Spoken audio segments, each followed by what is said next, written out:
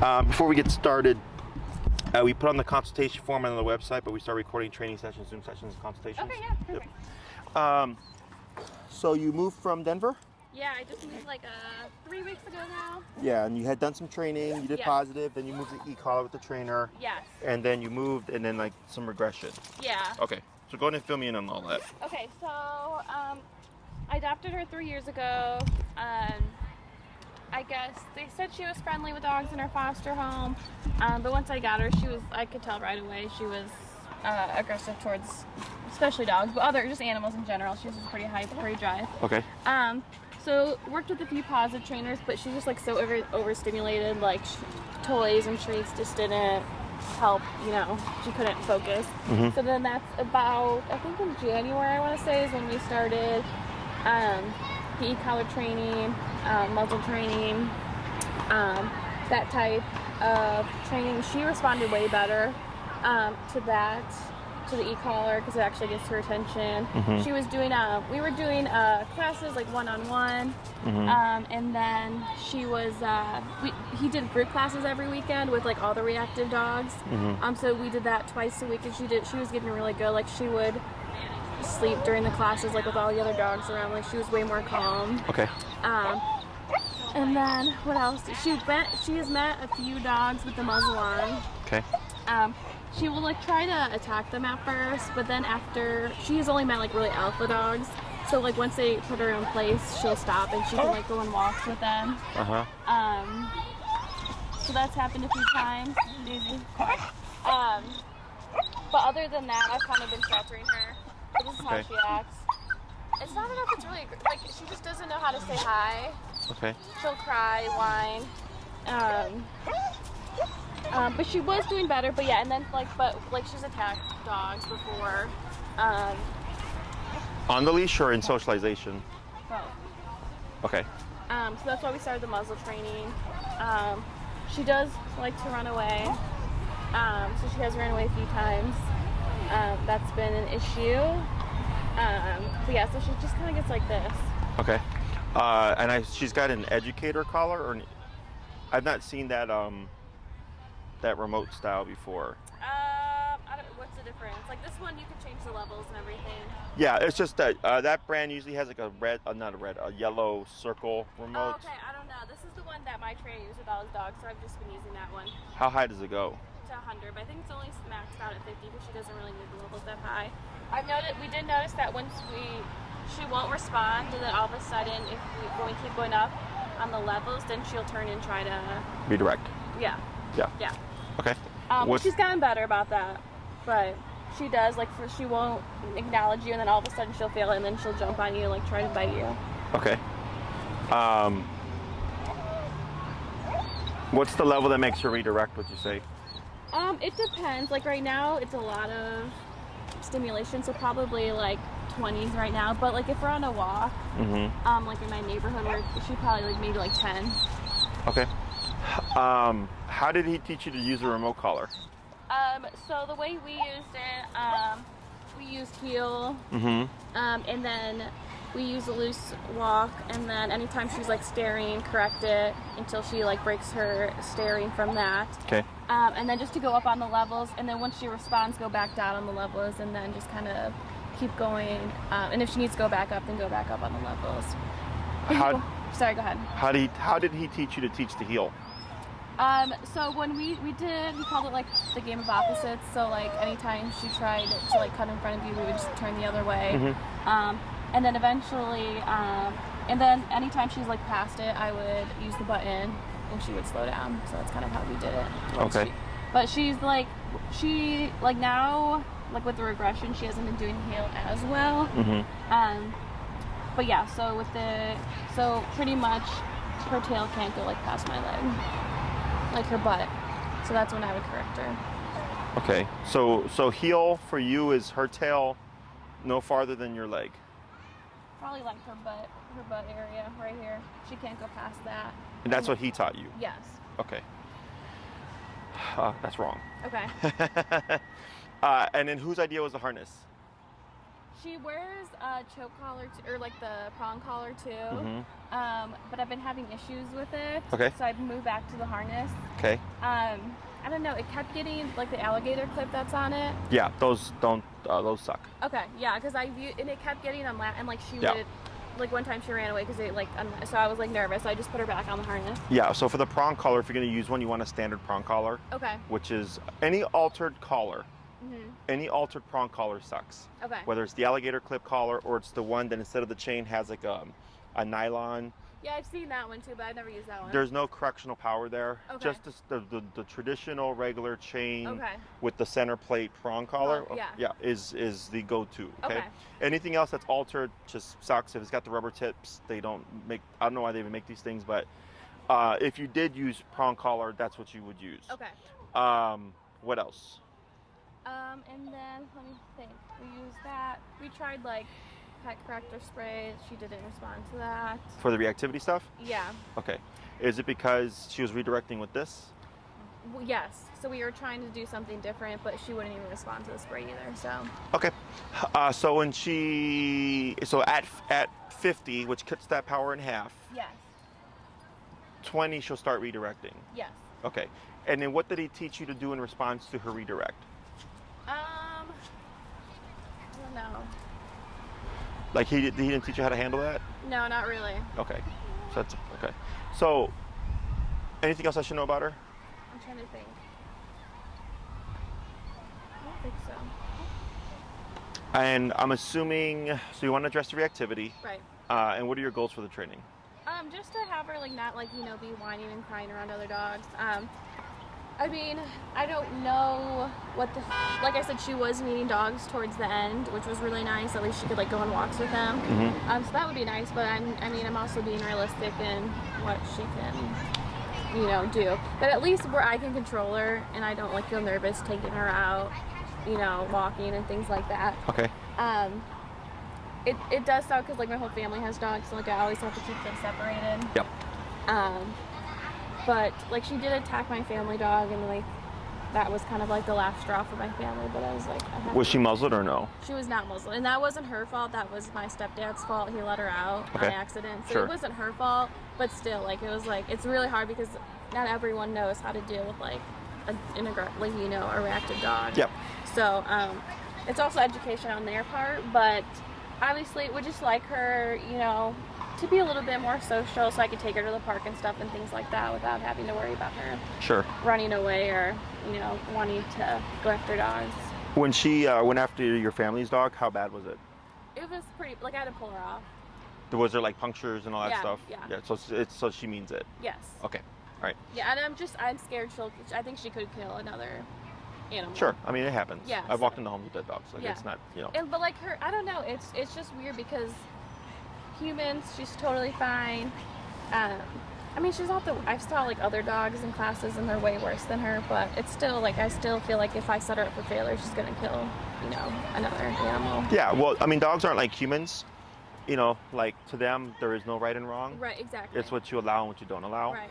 So like if left to her own devices, even after all your training in the world, so like I've had, families where the dogs fight within the home. Right. And I'll tell them, whenever you're gone, these dogs are kenneled separately in separate rooms. Right. And they always go like, but why? Like, aren't you going to fix this? I'm like, well, when you're around, because you're there to observe and you're there to put rules and consequences. But if you're not around and your dogs are left to their own devices, like, yeah, dogs, I've walked in the homes with dead dogs because they left them home alone with each other and then something happened and we don't know and one dog went over the other. Right. So, okay. In regards to like, so we have the reactivity, we need to fix the heel. Obedience-wise, what do you need her to do? Or are you just primarily like, I want to walk my dog in peace and that's it? I mean, yeah, that would be the ideal. I don't know, it's hard to say. I mean, I honestly would like to do much more with her, but I don't think it would be possible. But like in the home, she's like perfect. She's very polite. It's just like as soon as we step outside is kind of when it gets issue. But like obedience-wise, she listens. She does get a little barky for attention when new people are in the house. She's just like, and she needs a little work on her boundaries because like she wants to like cuddle everyone. Not everyone wants, a dog on top of them. Yeah. And she means well, but it's just more like a boundaries issue. Like not everyone wants to have you laying on top of them. Sure. Okay. Anything else? No, I think that's it. And for her reactivity, like, I mean, what I'm seeing here is, in my opinion, mild. Right. But like, if that dog were to be closer, is that where you see her threshold, like where she gets really bad, or is it kind of like hit or miss? It's hit or miss. Obviously, if they're like on the other side of the street, she's like really easy directable even without the e-collar.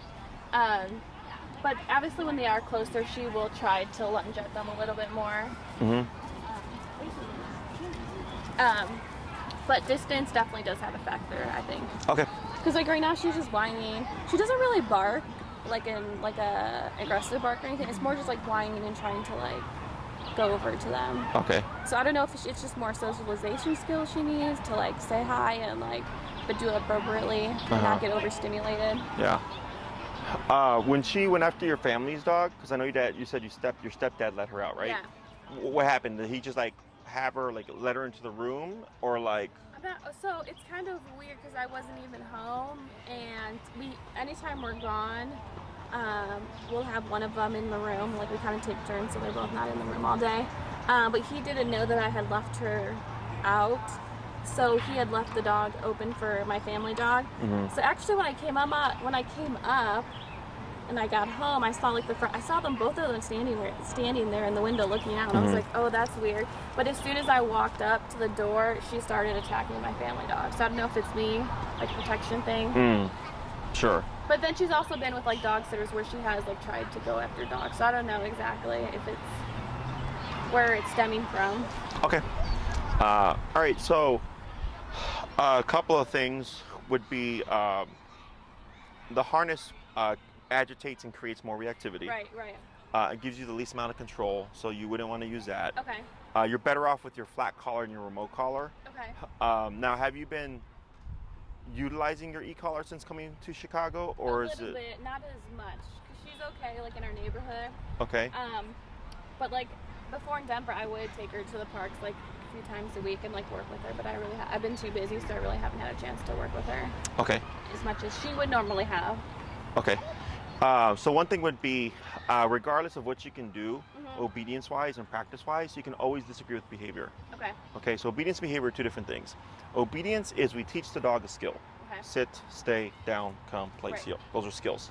Behavior is simply, I don't care what you do, but don't do that. Right. So like right now with her like wandering in this, like this is something you can always be on top of. Right. That's no extra work to you really.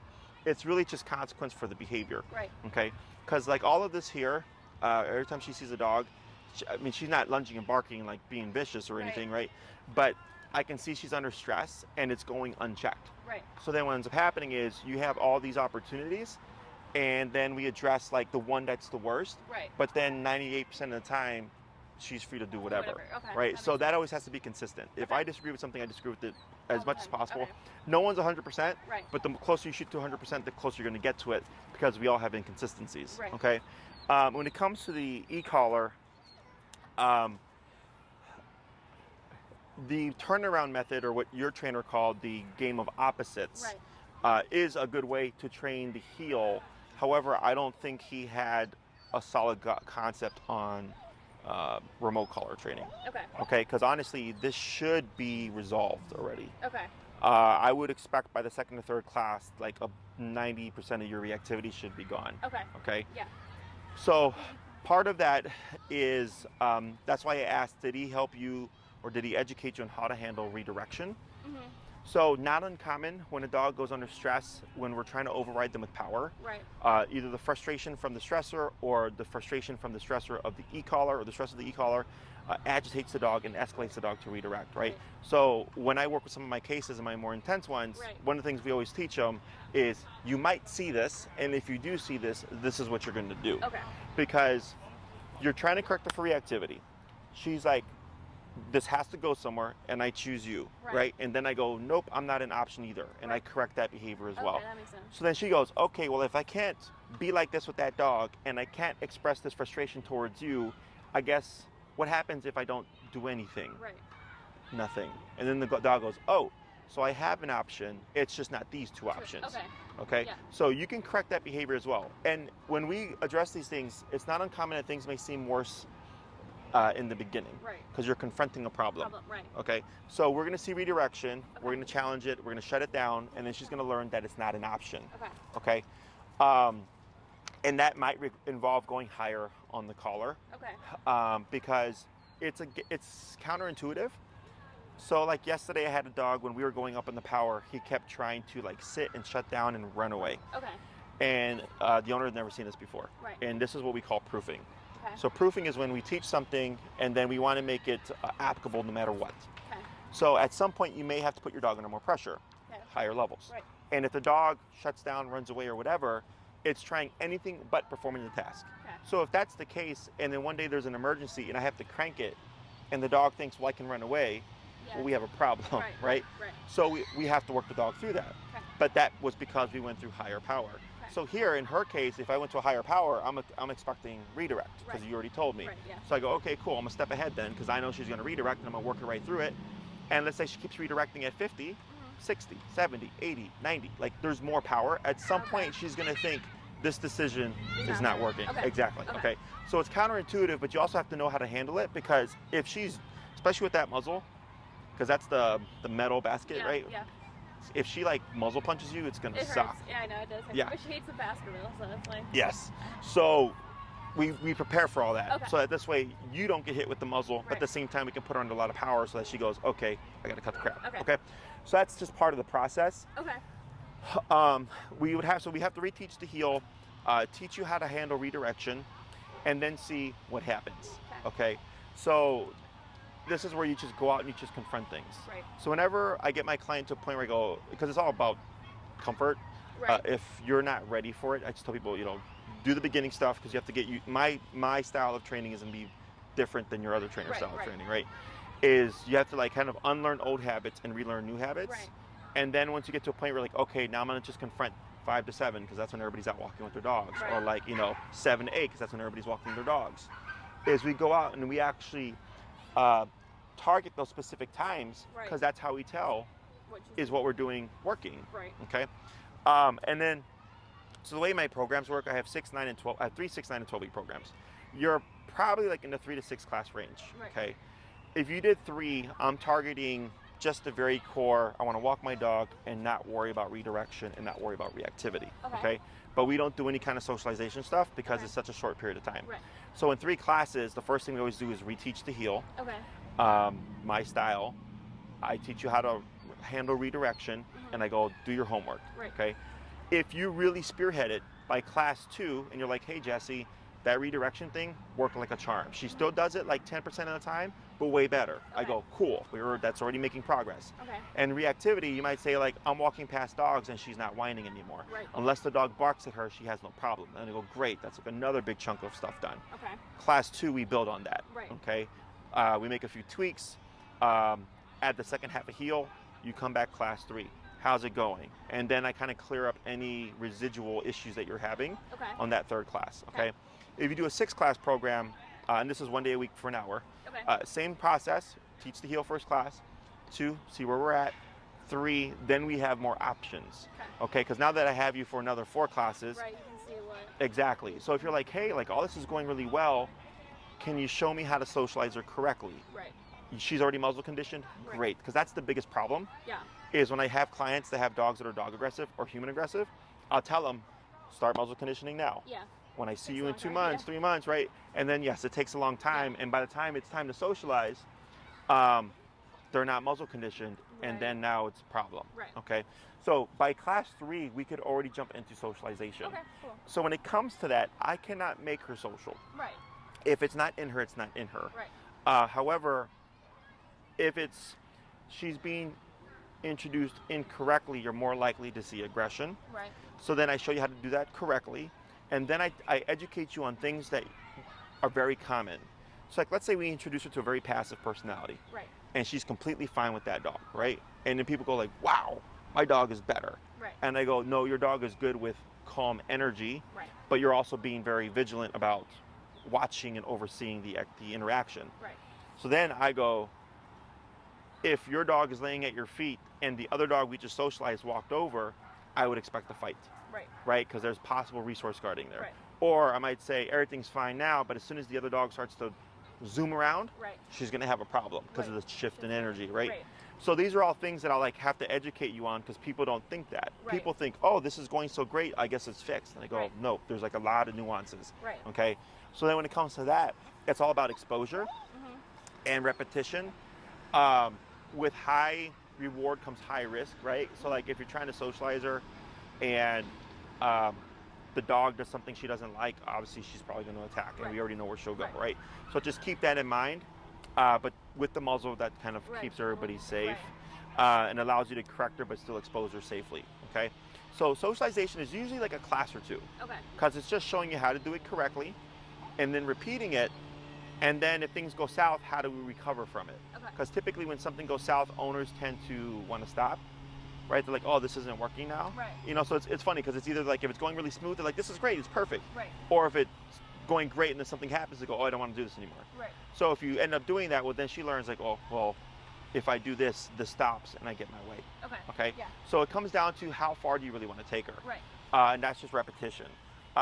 Then class 5 and 6 are like the variables technically. Okay. So if you're still struggling with reactivity, we can work on that. Okay. If everything's going great, then the next thing I would work on that I think is important is recall. If she doesn't have recall. Yeah, she does.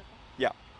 And that typically takes 2 classes. Okay. Okay, now heel tends to be the fastest thing that people teach because most people walk their dogs 3 times a day, 7 days a week. Right. Recall tends to take the longest because you have to go to the park, pop her on a long leash, let her be free, and hope that are things that you can practice with, like squirrels and rabbits or whatever. Right. Does she have prey drive? Yes. Good. Makes your life easier. Yeah. Okay.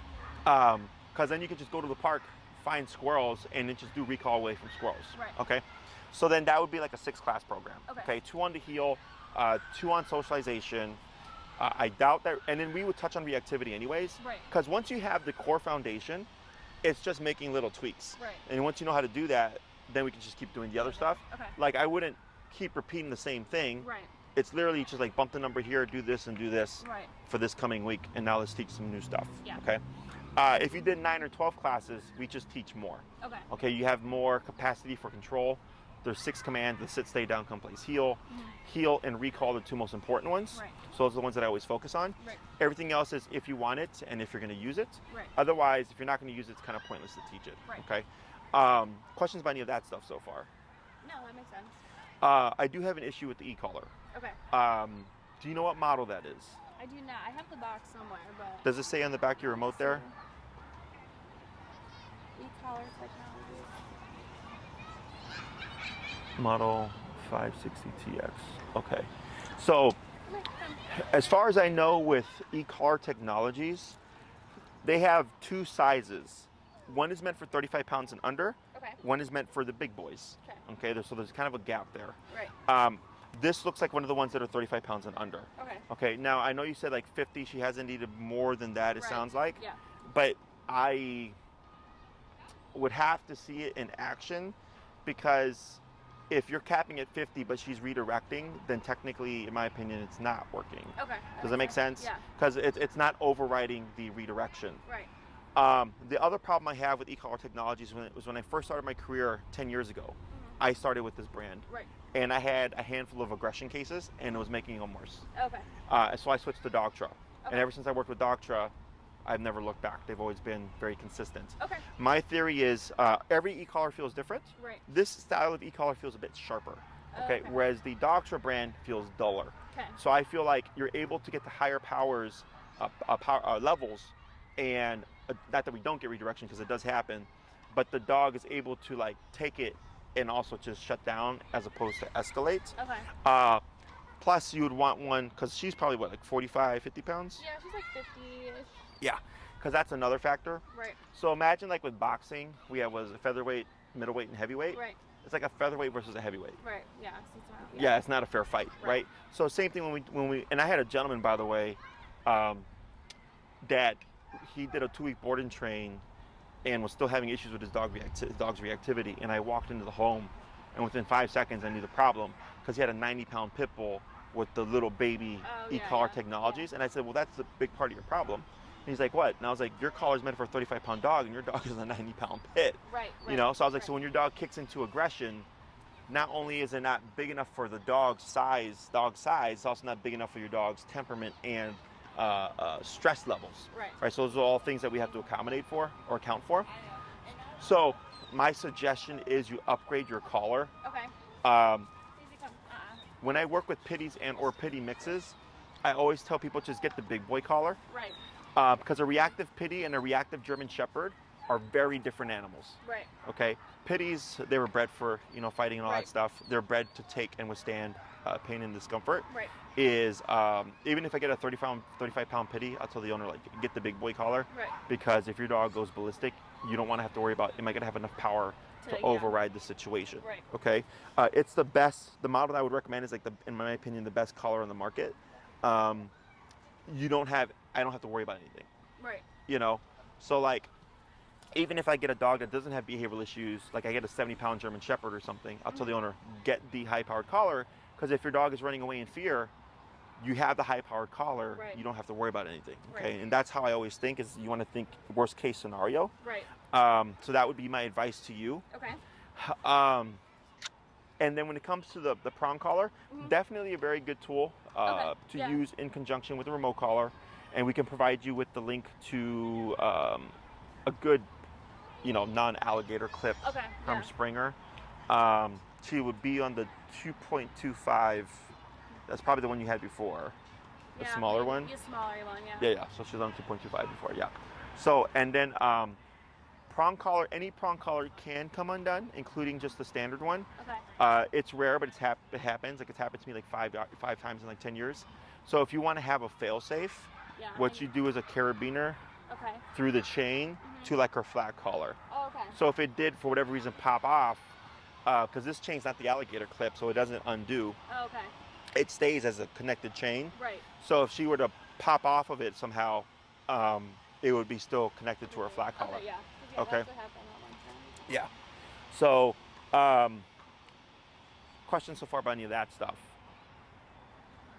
No. Have you watched any of our content, like our videos and stuff? Are you familiar with like how Yeah, because I saw Gabby with Nina. Oh yeah. I went to school with Gabby, so I was the one watching her videos, and she was the one telling me about it. Mhm. So, because she kind of had similar issues, she said. Yeah. With Nina, she had reactivity issues, and then they did like a 2-week board and train, like in 2019 or something. Yeah. Yeah, I remember. She was actually at the facility not too long ago. Yeah. Yeah. Yeah. So one of the things that we've done now is, in response to COVID, I used to like work with the dog in front of you, Right. and then give your dog to you and then coach you through it. Right. Now I just coach you through everything. Oh, okay. I don't even need to touch your dog. Right. Okay. So it's all hands-on. Me verbally coaching you, but it's all you doing the work. So nothing's tied to me. Okay. So then your dog is just learning, like, oh shit, like mom's not playing that game anymore. Right. And then this way, when you leave to go practice, like if you come across that situation, like you already know how to handle it. Right. Okay. Other questions? Are you familiar with this park? No. You said no, right? Mm-mm. So this is Oz Park. This is the busiest park in Chicago. Oh, is it? Okay. Yeah. So as you can see, people let their dogs off leash. Right. Dogs all over the place: skateboarders, scooters, rollerbladers, hikers, families, baseball games, like all that stuff is going on here. Right. This is actually where we train. Okay. Okay. So like we're in a very busy environment, so that this way, if you're trying to work on reactivity, like we should hopefully see it. Yeah. Right. Because I've done it in the past where like you go out scouting for dogs and stuff, and then you don't find anything. Yeah. But here, like, it's almost a guarantee you're gonna come across some kind of dog stuff. Okay, right. so there's no worry about are you gonna be able to practice. A lot of what I teach is logic and common sense. Mm-hmm. So once you understand the concepts, it's very easy to replicate. Environment really doesn't matter. Right. So like, I have my facility in Logan Square, and in the wintertime we train in Logan Square because it's too cold. Right. But the obedience still worked, because if at my facility the dog's number was 20, outside we would expect the dog's number would be higher. Right. Because I just teach the owner how to find the higher number appropriate to the environment. Right. So the only benefit to really practicing outside is that you do get to practice around all this stuff. Right. But when it comes to the function and the application of the collar and whether or not the dog does it, it actually doesn't matter. Okay. Okay. So if it's raining, because my schedule is so backed up, Right. we just meet at my facility, This way we can just keep things going. Right. And then when it's nice again, we just come out here and we work out here. Okay. I'm sure you're aware of this, but one of the most common things I get is that clients always ask, like, when does the e-collar go away? Yeah. And in my book, it doesn't, at least when you need it. Right. So if you're going to be walking her or she's going to be off leash anywhere, you'd have your collar on. Right. If she's a great dog inside the house otherwise, then you don't need it. Right. Okay. Other questions?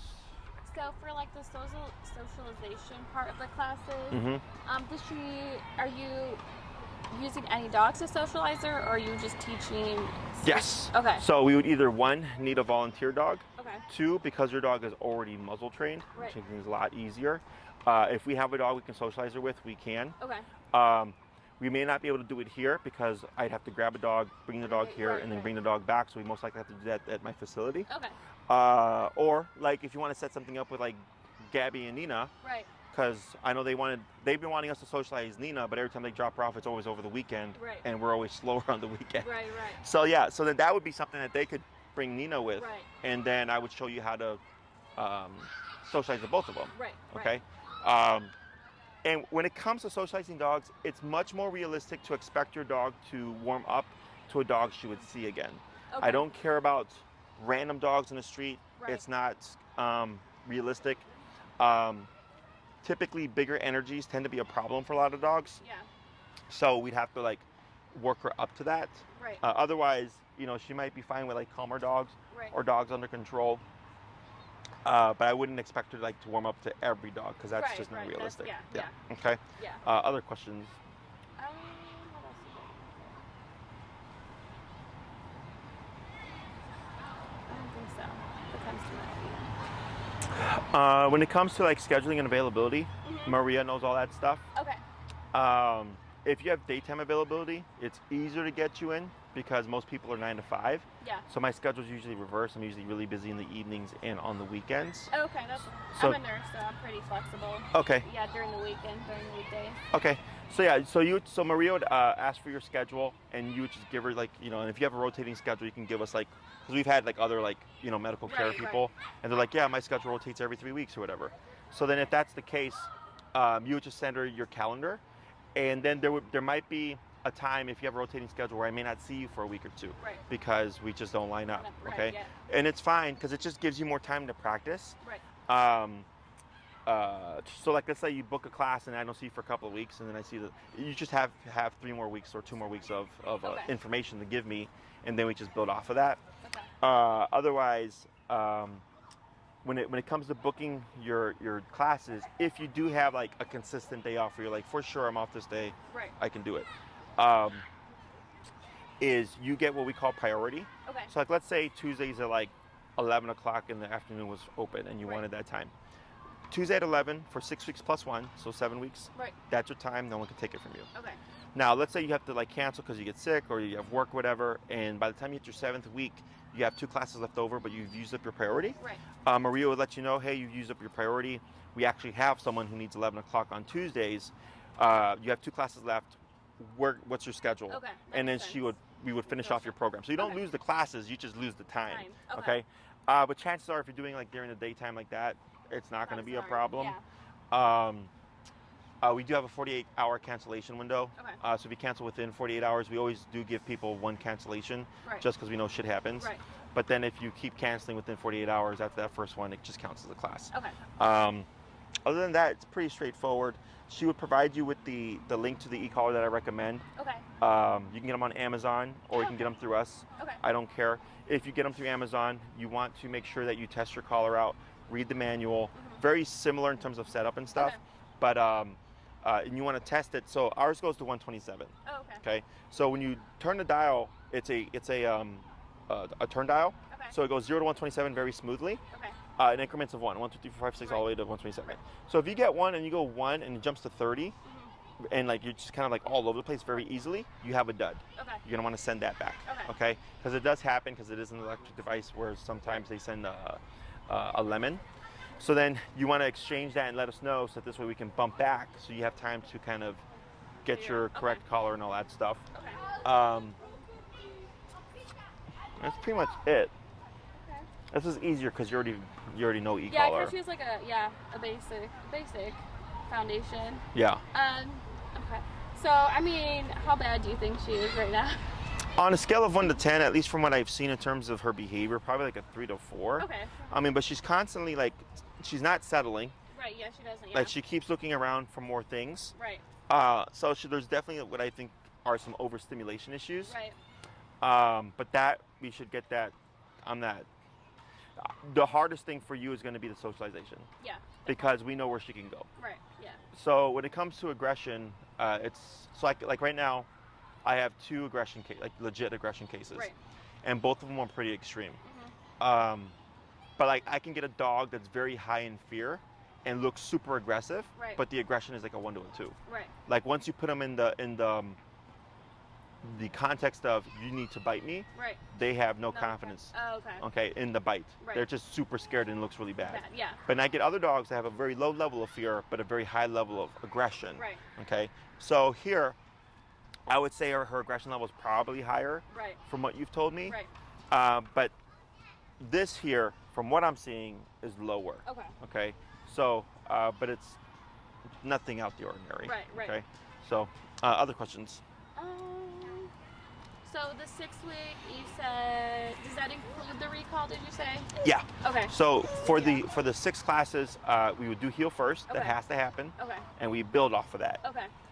If it's what I think it is, which is you were just not taught e-collar correctly, right, right. and not taught how to handle redirection, which makes it tough, right? Because right. it's like, well, how do I correct my dog if they're going to target me? Yeah. If it moves like I think it will, by the 3rd class we're already jumping into recall. Okay, cool. Okay, because if you want to press for socialization, that's what makes it longer. Okay. Right? If it's like, that's why if for the 3 classes I said that's just I want to walk my dog in peace. Right. I don't even care about socialization. Right. That's easier because she just has to walk past dogs and not be a problem. Right. Yeah.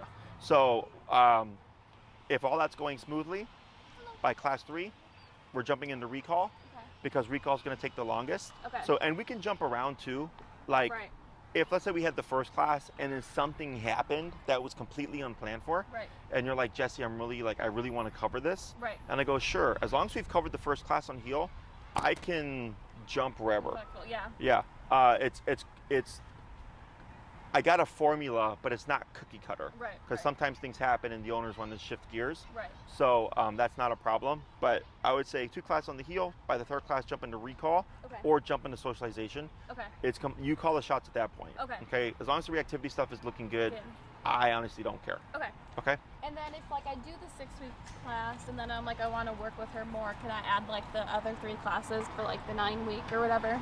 So we don't prorate anymore. Oh, okay. So what you would do is you would do 6, Uh-huh. and then if you wanted 3 more, you would pay the cost of 3 more. Okay. Okay. Got So it. which would be more expensive. Okay. So the reason why we do that is because of my calendar, because Uh-huh. of the priority thing. Right. So like if you're doing 9, we know we just block off 9 to 10 Right. weeks, right?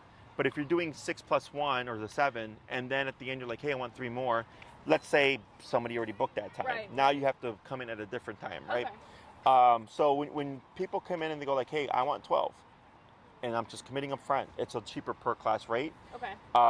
And then, not that people can't do 6. Like we had a lady do 6 and she paid $1,000. Right. And then she did another 6, which was another $1,000. So she paid $2,000 in total, right? Okay. But if she would have committed to 12 up front, she would have paid like I think 16 or 17.25. Okay.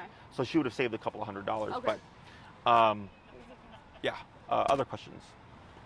No, that was my main question. Yeah. So you can always add classes. Right. It's just you'd either pay a higher per class rate, or and also your time might be a different time in case I'm booked. So Okay. okay. Other questions? No, I think that was it. When it comes to getting back or getting onto the training schedule, you're kind of like you would go back in line again. Right. Because we have consults that are coming in, Right. and then we have current clients, and then we have onboarding clients, right?